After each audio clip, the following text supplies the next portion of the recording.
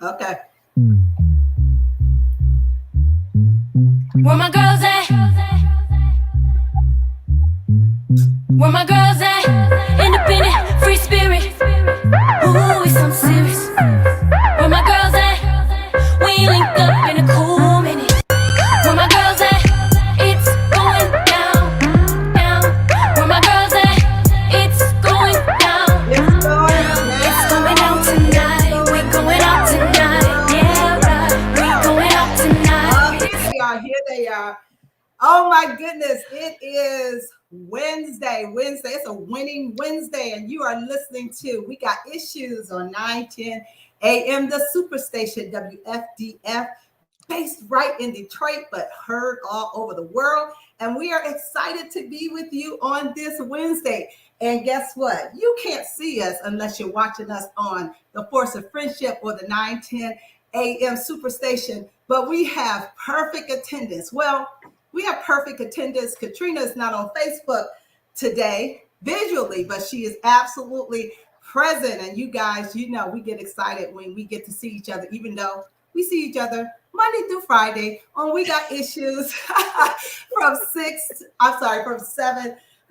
to 7 p.m. Eastern Standard Time. And again, we're excited to be here. So much is going on around the country, but you guys, I am so excited. I know we come every single week, and sometimes we talk about stuff that's really light and fun, and we laugh, and then there's so much going on in the country and around the world that it can be kind of heavy. But today, you guys, today is going to be a day where we're going to talk about something that's light, that's fun, and that really is going to bring you joy. I am so excited about our guests that are going to be with us on today. We have two phenomenal individuals. We have Robert Garland and Anna Glass. They're both from Detroit, from the Dance Theatre of Harlem. We're going to talk about that. OMG, I had an opportunity to see several of the girls dance just a couple of weeks ago. And it reminded me how important the arts are. It reminded me how beautiful it is to see young women dancing and ballet and just all of it so graceful, so elegant, so beautiful. So today we're going to talk about all things of the arts, specifically the Dance Theatre of Harlem. So we want you to lean in. We want you to, if you have, young people in your house, old people, anybody that likes to dance, love the beauty of the arts, love the beauty of ballet, and then the Black ballet, shut up. We want you to call in at 313-778-7600. We'd love to hear your questions if you have questions for them, or you may have comments. But again, it's going to be a great show, and we'll bring them to the stage in just a few minutes. But before we do, I'm going to throw it over to my girl, Sabrina Goodwin Monday, right there, Geneva Lake. What's going on, Sabrina? Oh my goodness, I'm just so excited about our guest today. I'm excited to talk about something beautiful and happy and joyful and creative. And so, if you watch the news, it's none of that right now. So, Crisette, thank you for bringing our guest. This water bottle, if you guys need a good water bottle, I wish I had a code to share, but I don't have a code to share. But this hydro flask water bottle. I mean, I've been gone all day, so I didn't fill up my water bottle before the show, and I had a little bit left in, and it is cold as ice because it keeps water cold for like 24, 48 hours. It's amazing. Amazon hydro flask. You'll love this water bottle. You will love this water bottle, okay? Hey, is that our late Christmas? Is that our late Christmas gift that's coming to the girlfriends? That's it. Yeah, you get the link. You get the link. Drink your water. Click the link.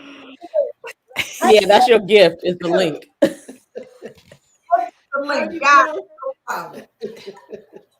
What's going on, Gloria? What's happening? Girl, let me tell you something. It's hump day, okay? I don't know about wise wisdom and women wisdom and all that, but I'll tell you, it's Walter Hump Day. Day Wednesday, where I'm working out with Walter, Catrina's coach, workout fiend that she introduced to us on We Got Issues, and I decided to join the Walter Classic Fitness. Oh my gosh, he's about to kill me, but it feels good. It feels good. It feels good. So it's exciting. I just want to say this. You know, we lost two big people, and Harry Reid, who was big on Affordable Care Act, and that's exciting to hear about that. And then John Madden, who has, you guys, has the number one, what I say, something wrong, Sabrina? Exciting? You said exciting to It's hear about. exciting. I'm excited for the tributes that they've done for them, and the places that they made, and excited to remember what place they've made in history. And Madden to have the number one video game in the world. And I'm excited about it because it was a reminder how one person can shape different things. Industries that are very old, but you can come in and shape it your way, and you can do things differently. And the reminders off of COVID for a second, and just the reminders of how many amazing people can make a difference, how one person can make such a difference. And so that's why, again, I'm so excited about the Dance Theatre of Harlem and bringing the guests, because, you know, 1, 2, 3 role models can make such a difference for people. So I'm excited to be here, Chris. This is a great show. Yes, awesome. excited. What's up, Caterina? Caterina, what's going on in California? Well, when I tell you, we are getting our share of rain. So people start looking around saying, oh my gosh, it's rain again. I said, you know what? This is what we prayed for. If this stops some houses from burning down, bring it on, bring it on. Although my dogs are like, when do we get to go outside? But I am sitting over here in my special mug, and I'm drinking this tea that I ordered. I don't have a code either, but this is some vitamin C tea.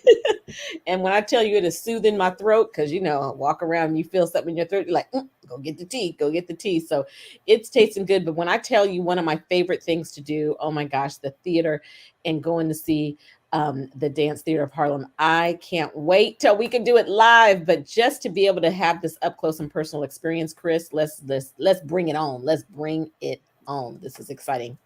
Thank you. Yes, yes. Well, you know what, you guys, our show goes by so fast, so we're going to jump right into it. So I'm going to ask to bring Robert Garland and Anna Glass on our Facebook page and to our radio listening audience, so you can meet both of these phenomenal individuals. We are so blessed and honored that they could take time out to be with us on today. So I'm going to tell just a little bit about their background so that you understand who they are and how much they have contributed to, how much they love, and how passionate they are about the Dance Theatre of Harlem. So I'm going to introduce Robert Garland. He was a member of the Dance Theatre of Harlem Company, achieving the rank of principal dancer, you guys, after creating a work for the DTA School Ensemble.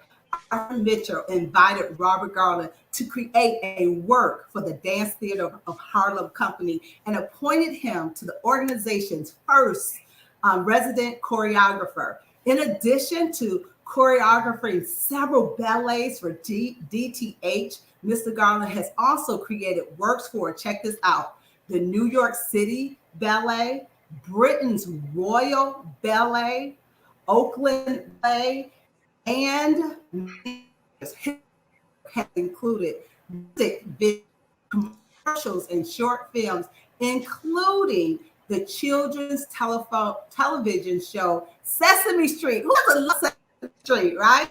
A Nike commercial featuring the New York Yankees' Derek Jeter, and the NAACP Image Awards, a short film for designer Donna Karan, love her, and we love the Charmin commercials, Cha-Cha, for Procter & Gamble. Mr. Garland holds a Bachelor's of Fine Arts degree from the Art School in New York. Mr. Garland is currently the Dance Theatre of Harlem School Director as well. So let's welcome him to We Got Issues. We're excited to have you here, Robert. Thank you. Yes. And then now I also want to introduce to you our next guest, and she is absolutely super bad all day long, and that is Anna Glass. And she has been involved in the performing arts as an arts administrator for over 25 years. She currently serves as the executive director of the Dance Theatre of Harlem, recently named the American Cultural Treasure by the Ford Foundation. Together with artistic director Virginia Johnson, Anna co-launched a collaborative initiative addressing racial inequality in ballet, the Equity Project. She also served as a consultant providing strategic planning guidance to various nonprofit organizations across the country. When I tell you, she is an amazing woman and she has done so much. She received her undergraduate degree from Oberlin College and her JD from the University of Dayton School of Law, and she is a licensed attorney in the state of New York. She lives in Harlem with her husband and daughter. So I know that was a whole lot, but you guys, I wanted you to hear their bios because when I tell you, they are phenomenal people, and we are just so honored that they could take time to be on We Got Issues. So come on, Michael, if you're there, give them a big round of applause like we always do to our guests. We're so excited to have them here on today. Thank you. That's what I was waiting on. So, you know what? We have a few minutes before we go to break, and we just want to go ahead and get the conversation started. So on today, we're talking about the Dance Theatre of Harlem, and we're talking about the past, the present, and the future. And I know you guys, 2020 and 2021 was so hard for so many people in so many areas. When you think about sports, when you think about show business, and when you think about arts, they took a heavy. But before we talk about that, I'm going to ask Anna, I'll start with you. Can you just kind of give us a little bit of the background of the Dance Theatre of Harlem? A lot of people don't even know, when did it start? Who started it? How did it become? So if you can start there, that would be great. Sure. Well, thank you so much for having me and Robert on the show. We are so excited to be with you all this evening. So Dance Theatre of Harlem was founded in 1969 by a gentleman by the name of Arthur Mitchell. Arthur Mitchell was the first principal Black ballet star of any major ballet company. And at the time, he was the principal ballet star of New York City Ballet. In 1968, in April of 1968, he was on his way to the airport to start a dance company in Brazil, and he learned of the assassination of Dr. King. And in that moment, he decided that he wanted to create an organization that gave back to the community that had given so much to him, which is Harlem. Wow. And so he started the organization as a school. He opened the doors of a church in Harlem, the basement, and he started teaching classes for the young people in Harlem. And really, he was out to dispel the myth that Black people could not do ballet. He was also very interested and committed in giving the young people of Harlem the tools to go on to do great things in their lives. And so he at the time in the late 60s, early 70s, Harlem was a very impoverished community. And he felt that if he gave children the skills of ballet, where you learn discipline and you learn perseverance and you learn to believe in yourself, that a child could take those skills and they could become doctors and lawyers and citizens of their communities and give back into their communities. And so we were incorporated in 1969.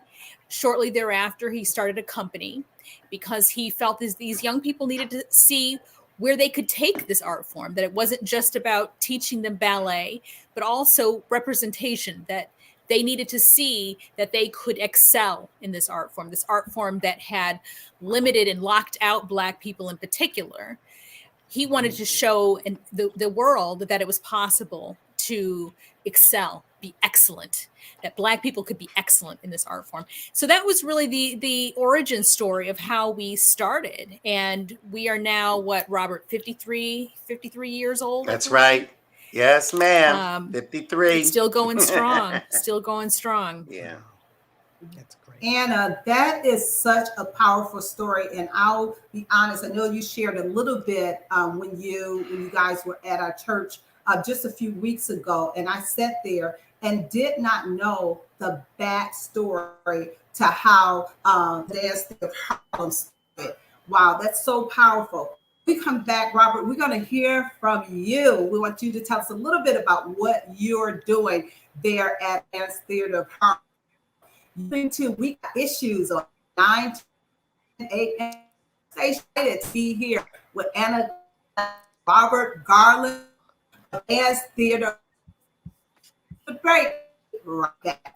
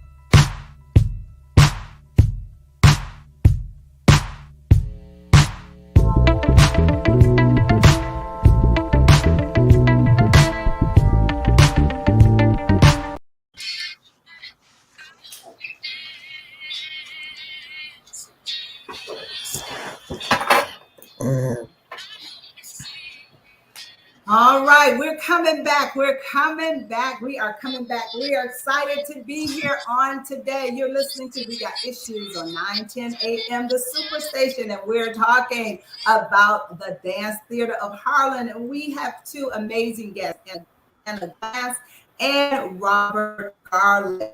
And right before the break, we were talking to Robert, and we want to find out, Robert, tell us a little bit about what you do for the Dance Theatre of Harlem. We heard a little bit of the background of how it got started, and wow, so interesting to know that Arthur Mitchell was about to leave America, go somewhere else, take the gifts and his talents and start there. And he thought about it, turned back around and went back to his roots, back to Harlem. And I just know what a gift he has given to not just to New York, but to the world. And so that is just so powerful. So Robert, tell us a little bit about the present, what you're doing. Tell me what's going on with the Detroit, I want to say Detroit so bad because you guys are coming to Detroit, and we'll talk about that a little bit later. But talk to us about what you're doing at the Dance Theatre of Harlem. Well, I've been at Dance Theatre of Harlem for many, many years. I worked directly under Arthur Mitchell, who was a product of, I always say, the Harlem Renaissance. I believe that Dance Theatre of Harlem actually is, or we are the natural legatees of the Harlem Renaissance through Arthur Mitchell. And so we had him with us for a very long time throughout the early 2000s. And then Arthur Mitchell stepped down and made our new artistic director, appointed her, Virginia Johnson, at that time. And so she began to put together her own dance company. And here we are now. That dance company will be performing at the Detroit Opera House in January. The big, huge deal is that I'm premiering a ballet as resident choreographer for the company to the music of Stevie Wonder. According to Anna, it is the most music that he's ever licensed for anything. She has been working diligently with his people, yes. The ballet is called Higher Ground, and it is inspired by, I noticed that what was happening during 2020, during the Black Lives Matter movement, all of the demonstrations and people out in the streets, it reminded me so much of post-civil rights America, the 1970s. And during that time, it was Motown that led the way, a Detroit institution that led the way in terms of music that reflected the African-American consciousness. And so my thought was, hey, let me pull all this music of Stevie's together, the stuff that really meant something to that time period, and create a ballet to it. And for these young people who literally were in 2020 themselves out in the streets protesting themselves. So I wanted to give them an opportunity to turn their protests into art. And so that's what one can expect when they come to the Opera House in January. Wow, that is so powerful. And so let me ask you, how long did it take you to pull that all together, and what goes into it? Because we just see the finished product and we're like just amazed. I mean, just when you guys were at Greater Grace just a few weeks ago, and those three young ladies that were on the stage who danced to Aretha Franklin's music, it was just so beautiful. So how long does it take you to create something like that? Well, it takes quite a bit, I have to say. The dancers have a contract that lasts for, this is a technical side, this is all of Anna's bailiwick, basically dealing with the contracts, the length of time they want to rehearse. You know, one of the challenges for dance companies is that people always want us to perform, but no one wants to pay to rehearse. So it's Anna's job to try to balance out all of those different entities so that I have the time to go into the studio, get with the dancers, and produce something that's meaningful. Because we are an African-American based and focused organization, it's very important to me that not only we produce art, but that we also create a new generation of leaders. You know, so it's beautiful to me to hear some of these young 20, 25-year-olds singing and vibrating to either Aretha Franklin's Holy Holy or the Stevie Wonder music. You know, the gentleman, your music guy, Greater Grace. What's his name again? Derico. Yeah, Derico said to me, he said he leaned over during the performance, said, "Did you pick this music out?" And I was like, "Well, yeah." And he's like, "Wow." He's like, "They don't make music like this anymore." I was like, "They sure don't," you know. So I also felt like it was appropriate because there we were in the place where she was laid to rest, you know. So I felt like I had an opportunity, and an opportunity for Arthur Mitchell, who's no longer with us, to acknowledge their closeness, because they were very, very close to two of them. Yeah. You know, I want to say that I am so excited that you brought that up about the changes. When we were at Christmas, my nephews were here and they were listening to old music. I mean, they were getting down to the old music. I looked at them like, what? And they were loving it.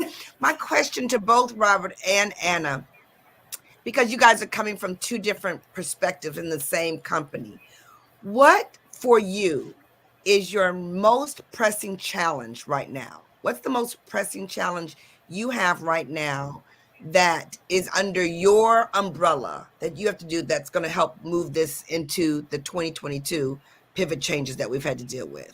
Either one of you, Robert or Anna. Robert, you want me to go? I Yeah. think our challenges are probably similar actually right now. Honestly, Okay. it's COVID. COVID has really shifted how we do our work. It has made it very, very difficult for us to operate. What was it? It feels like I can't even remember what year we're in right now. 2020 was really hard. It was hard, and it was scary because, Dance Theatre of Harlem has not historically been an institution that has buckets of money. We have not historically Right. had an endowment. Which is not typical, for our types of organizations. Black led, Black founded institutions are not as well resourced as the predominantly white institutions, and that has been our history as well.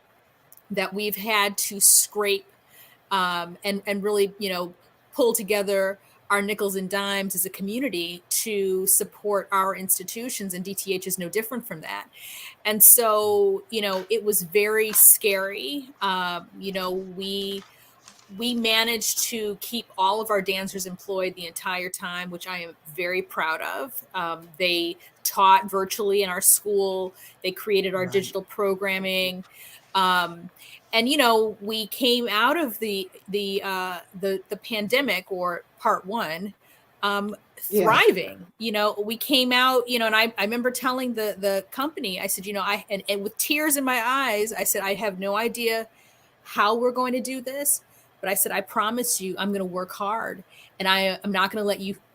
You won't have to worry. I'm going to take care of this. I don't know how I'm going to do this, but we're going to come out on the other side a stronger institution, not knowing what that meant, but having the faith that, God was going to see us through. And sure enough, we came out on the other side with more money than we had going in. But, what's happening now, it was a real blessing for us. But what's happening now is we're sort of in this in-between place. Before we were completely shut down and we had to learn how to operate shut down. Now we're in this place of reopening where we can tour and we can do live performance, but we're not sure how this is going to play out. And, while we know everyone, all of our leaders, our elected leaders, are reluctant to shut things down again, I'm not quite sure they're doing us a service by keeping us open, knowing how contagious this, virus is, we sort of navigating, we tour with a COVID compliance officer, something we never had to do before. We're testing regularly. We rehearse wearing masks. There's a lot of things that we have to really figure out. And because there's so many unknowns, it's hard for me as a leader to map out the game plan, because it changes every day, Anna. It changes every day. single day. Yeah. It changes every day. So that makes that's a difference. the challenge that that I'm facing. And Robert also serves as the director of our school. And we are constantly like, okay, I mean, we had this conversation yesterday, Robert, about when we were going to start the school back up. COVID has really changed everything. Yeah. Anna. Absolutely. Anna, I have a question for both you and Robert. This is Caterina. Oh my gosh, I'm loving the conversation. And just as I'm sitting here, I could just imagine when I've been in the audience and just been captivated by the performance. I want to know the story about how you find talent. What does that look like? And can you speak to the little girl, the young man who is out there who has a dream of being with a company so prestigious? Kind of a two-part question. What's the path to get on that stage? So I would love to know some stories about how you find talent and how people get there. Yes, Absolutely. You Funny guys, you you know should what? say We're that. getting ready to go into break, and we absolutely want to know how you find the talent, because I know we have, some parents, some young people listening. They were like, "Oh, I would love to be a part of the Dance Theater of Harlem." So right after the break, Robert, we want you to share with us how they can get involved. You're listening to We Got Issues on 9 a.m. The Superstation. We'll be right back.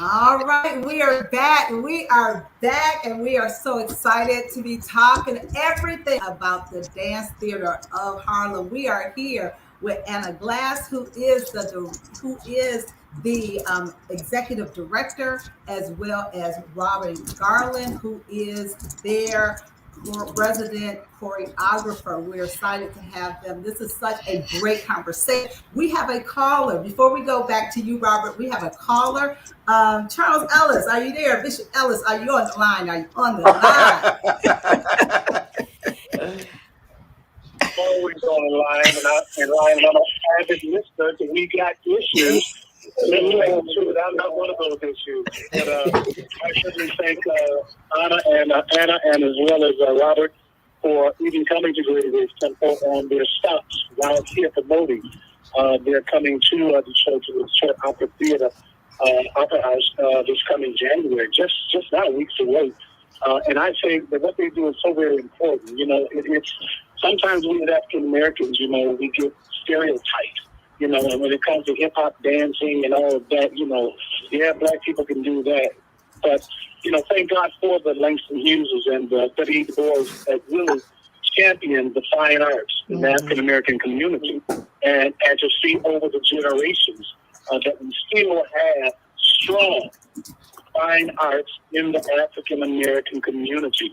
And, the Allegheny dancers, the Dance Theatre of Harlem, they were always right up at the top of the list when it comes to creative dance. And I just think I was not there in town to witness it in person, but I did get to see it on a Facebook page. And I will tell you, Gloria, Sabrina, and Caterina, it was absolutely amazing. And to see young Black talent that doesn't have to be stereotyped by all the videos. Right. That we see. Look, they got to make it right. They got to back on making money. You know what I'm saying? Yeah. I'm all for it. Making more money in TV than ever before. But I don't want us to get stereotyped. But that's all we can do is drop it like it's hot. Right. And to see these young ladies, and I'm sure the men as well, to be up on their toes with precision, with talent, with artistic creativity. I'm saying to myself, we got to make sure that they stay current. We got to make sure they stay vibrant. We got to make sure that they stay, and just put it that way, that they stay. Yes. We can never talk about what it used to be. Right. We always Thank talk about the Dance Theatre of Harlem and talk about it evolving, progressing, and being both productive. Yes. I just want to thank them for including Greater Grace, and we're always going to be a supporter. No ifs, ands, or buts about it. Thank you so much, Bishop Ellis. We were so happy to be in your home and just so welcomed by the congregation and First Lady Ellis, representing, and it was so wonderful. It was really, really moving, and we feel the support, Bishop Ellis, and are so grateful that you opened the doors and that you have embraced us and that you are a strong supporter of this institution. So I just want to also thank you. All right. Well, thank you. Have a great New Year. Thank you. Take care. Thank you so much thank you for calling. We got issues. We appreciate it. You better hit calling. That's all I'm on. Okay. You said after you hang up, right? Exactly. All right, Robert, we're going to go back to you so you can talk to us about how young people can get involved and what does it take to be a member or to be a dancer at the Dance Theatre of Harlem. Well, the week, it's so interesting we're here. The week that we performed at Greater Grace was on this Sunday, but prior to that, I got together with a man who's a phenomenal, and I don't want to get his title wrong, phenomenal administrator for the public school system in Detroit. His name is Anthony Smith, and he's the Deputy Executive Director of Fine and Performing Arts, K through 12 for the entire public school system. How do I get my talent? Me and Mr. Smith are best friends now. So I taught at 3 different high schools prior to our Greater Grace appearance. I taught at Renaissance High School, at Cass Tech, and Detroit School of the Arts. There you go. And Detroit School of the Arts. How do I find my talent? Even in those 3 trips, I found 3 dancers, 1 at each school, that were quite amazing. And it was a moment. So Tony also, I call him Tony, Mr. Smith, he also arranged a roundtable discussion with administrators from different dance programs in different schools. That's middle school, elementary, and high school. And we sat there and we talked, and I said, guys, it's so funny. This week, I found 3 kids who were amazing. Arthur, who was at Detroit School of the Arts. This other guy, Chase, who was at, I believe, Renaissance. And then at Cass Tech, another girl named Tina. All 3 of them brilliantly talented. And so there are moments in a dancer's lives when you get finished with your spring academic schooling and you want to go to New York and do a summer session. It's very costly. It's very costly. But I did hear that Mr. Smith did give me a call and said, please contact me as soon as possible, because I said these kids are talented. And so this might be that moment for them that will change and transform their lives, whether they become a dancer or not. So that is how we find talent. You know, I'm very good. I'm very big on looking in places that, you know, we come from the ballet world, but you know, a lot of time is the ballet world really looking at Renaissance, at Detroit Public. You know, is that, you know, is that, are they there? You know, and so we are here to fill in that gap, to fill in that gap. You know, to bring That the is, arts to the kids, and yes, mhm. yes. I'm No, I sorry. was Go just ahead, gonna Miss Todd. say that is no, I was just gonna say that is so powerful that you go to the local schools to find the talent. Because in my mind, you know, I don't know what I created in my mind about how to get involved. If you love to dance, how do you enter into that world? But just to know that, you know, there are people like you, Robert, going right there into the inner city schools. And I must give a shout out to Renaissance High School. That's my alma mater. Yes. So that is so Okay. powerful that you were able to find somebody there. But you know, the girlfriends have questions. Sabrina, we're going to come to you, but we have a caller. Ken, are you there?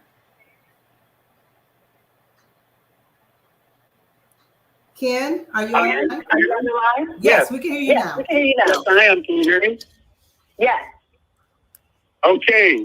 First of all, let me thank you and the other ladies for having Anna and Robert Garland on your show. I'm very excited that they're coming in and back to the city of Detroit. I'm very proud of Anna. That's my daughter. And very proud Nice. I'm very excited about them coming back to the city of Detroit and coming back home. And my question to them is, in looking at the future, I know you were talking about the past, the present, and the future. And looking at the future, what do you project? And what's your wish list for the Dance Theatre of Harlem as it reflects to the city of Detroit and worldwide? Wow. Well, thanks, Dad, for calling in. I appreciate yours and Mom's support of the organization. I know Robert has a big wish list about Detroit, and I do too. You know, just as he was talking about the talent that he saw, you know, I would like to see it. And I remember when I grew up, I remember Renaissance being the school that you wanted to go to if you were in the arts. And I know, you know, the community has struggled and is in sort of this revitalization uplift. And I would love to see there be more students that are trained. You know, ballet, you know, anyone who wants to dance, you have to learn ballet. You know, that is the sort of the it's like reading. It is the vocabulary. You can go and do anything. And if you learn ballet, that is the foundation. And, you know, I'd love to see Dance Theatre of Harlem have a school here. We used to have a summer intensive program. And we were here every summer training dancers. You know, I would love to see us, you know, be able to have a presence here where we could continue training year round students and really also have scholarships for students to come to New York, that when they are ready. And just as Robert spoke about, you know, these dancers who just need that one last piece of encouragement that's going to take them all the way. You know, I'd love to see us have scholarships, especially for Detroit students to travel to New York, because that is also part of the education. You know, I think it is, you know, grooming and having classes and training happening here. But, you know, being in New York is also part of the education. You know, New York is a very special place, and there is such a density of artists that live and thrive in that community. And seeing the theater and sort of being in that environment is also a critical piece of the education. And so that would be my Detroit wish list. Robert, you have any other thoughts on that? I do. You know, the Opera House has as its chief CEO a brilliant music person. His name is Wayne Brown. He's a CEO there now of the Michigan Opera Theater and runs the Opera House. I would love to one day do a performance with live music, which Wayne easily could put together with live music. And I've actually thought about a Nutcracker, honestly. A Nutcracker that would utilize students from the Detroit area and its environment, because I feel that that, and I've always felt this about Detroit. You know, as Anna said, Arthur Mitchell was going to Brazil to start something and came back to Harlem to start Dance Theatre of Harlem. Oh, is it time for us to? Yeah. Okay.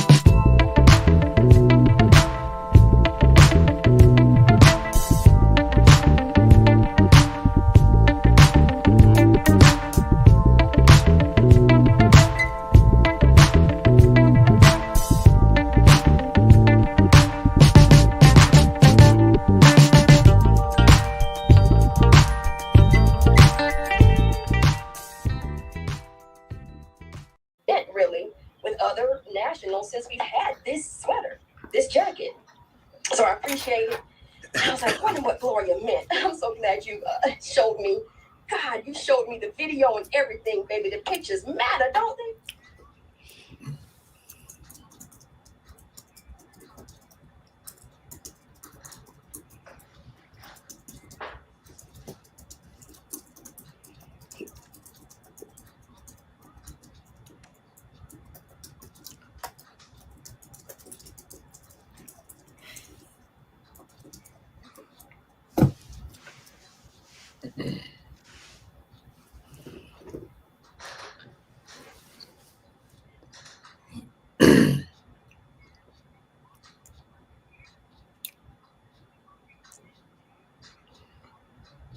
Yeah, so as I was saying, you know, you have a wonderful opera house with a great administrator, Wayne Brown, who's just awesome. And he's a music guy. And I would love to do live performances, possibly a Nutcracker there, utilizing local talent.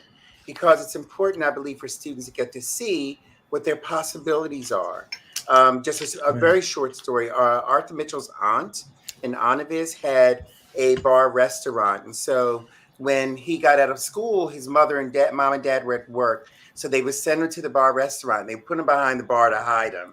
And he remembers looking out from behind the bar, and all of the waiters and waitresses that worked in the restaurant were all opera singers, Black opera singers who were not working. And so they would deliver their food to the tables and sing arias. And he said, Robert, you know, when I saw that, it changed my life. It changed my life. So imagine having a Nutcracker where a child gets to see the first violinist, gets to see the cellist. That's right. And they say, wow, you know, that could be me. That could be me. That's you know, right. The world is so much larger. So my thing is presenting options for them, presenting options. Yeah, and possibilities. That's awesome. I love that. I love that, Robert. It's so important. We have to see to be in all areas of our lives, right? You can't be it if we don't see it. And so thank you for your vision. Thank you, guys. You're doing an amazing job. Just a beautiful, beautiful job. I love hearing about your stories, the dancers that are coming up, finding the talent. But I'm getting jealous. I don't live in Detroit, okay? So y'all got to go to some other places, okay, to find some talent out there.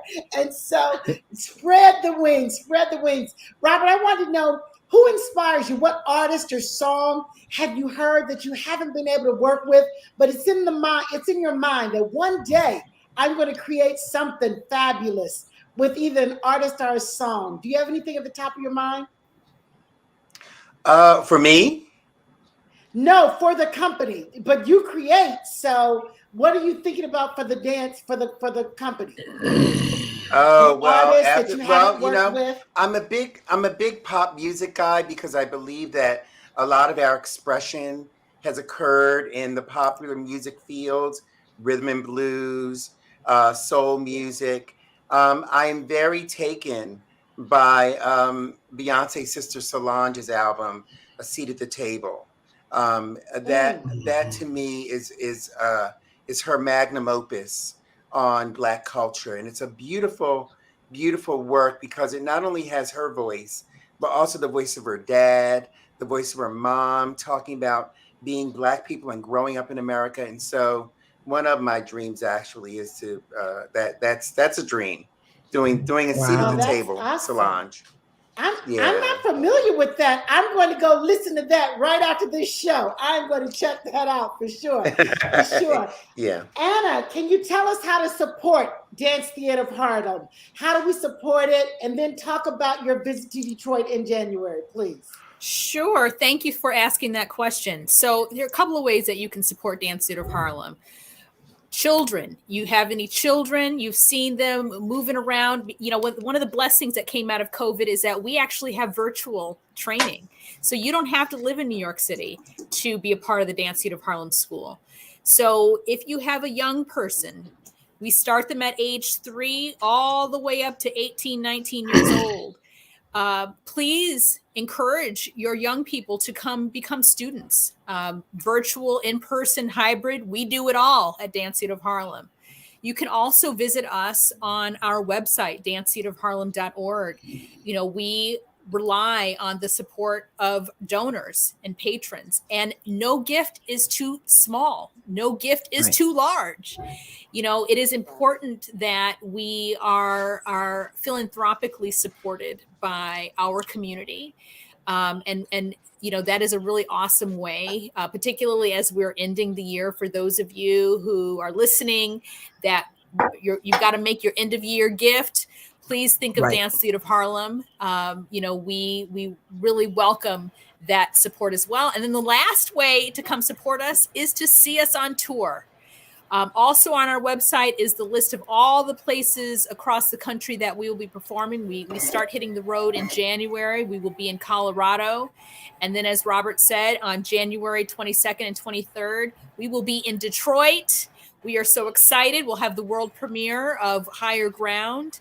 And then after that, we will continue touring. We will be in Minneapolis. We will be in Memphis. We'll be in Lynchburg, Virginia. We'll be out west in California. So take a look at our website, because that is also a wonderful way to support our institution. Is, you know, mask up. You know, as long as we follow protocols, we can be safe. but please, come into the theater and see us perform. We would really, really welcome that and appreciate that as well. Awesome. Excellent, Wow. excellent, excellent. So Go ahead, Chris. awesome. You all, what did you say, Sabrina? No, I said go ahead. It looked like you wanted to say something. Go ahead.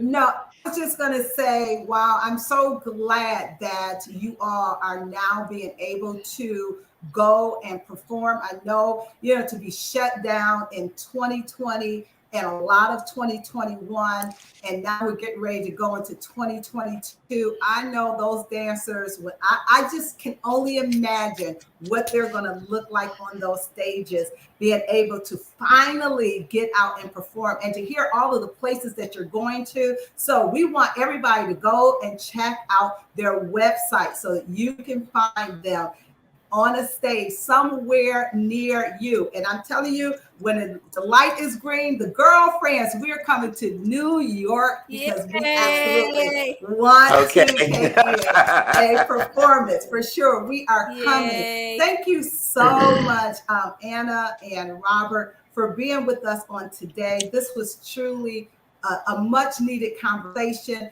bringing some joy, bringing some culture, bringing dance, beautiful dance to New York, to Detroit, and to other cities and the world. So we truly appreciate you for joining us on today. You guys, we have to support the arts. We have to support the arts. So please take time, go to their website and donate, because we absolutely keep them around forever. You guys have been listening to Choose. Thank you so much. We will see you on tomorrow. Thank you, everybody. Bye.